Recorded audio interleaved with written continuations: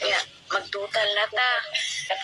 Unya, pagtutal karon kay kining mga anak dili makasabot. Mahangyo unta ta kay wa na makaon ilang inahan. Mahangyo ta na 1,000 na lang sa kay wa na may pasok. Nya dili gid mo tuo. Kay dako utang kreke. Unta kaning mga anak basta pinabi mo patagang utang. Kay wa mamoy mga trabaho. Dili mo mangutang. Kaya wala mo na sayod. Kung naapa ba'y kwarta niyong inahan.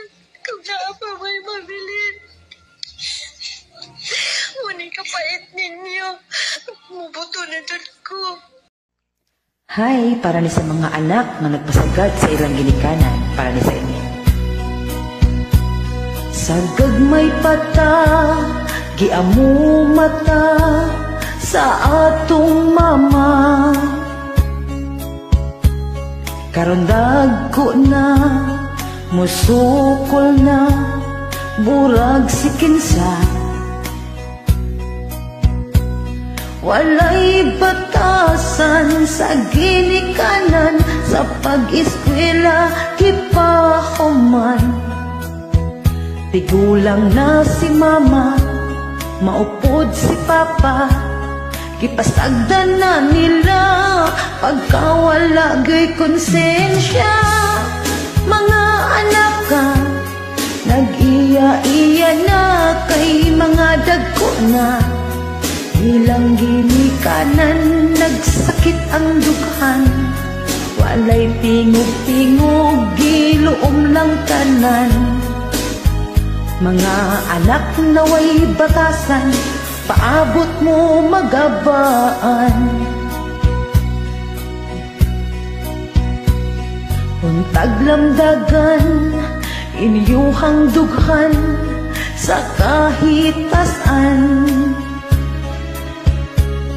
Mahuna-hunaan, mga ginikanan nga nanginahanglan. Sa kalistanan atong unungan, mga anak mo atiman.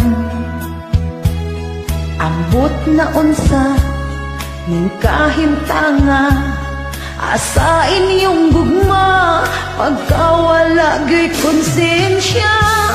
Mga anak ka, nag-iya-iya na kay mga baskog na. Ilang ginikanan, nagsakit ang dughan. Walay tingog-tingog, giluom lang tanan. Mga anak naway hinungdan, paabot mo magabaan. Pagkawala gay konsensya, mga anak ka, nag-iya-iya na kay mga baskog na. Ilang ginikanan, nagsakit ang dughan. Walay tingog-tingog, giluom lang tanan. Mga anak naway hinungdan, paabot mo magabaan.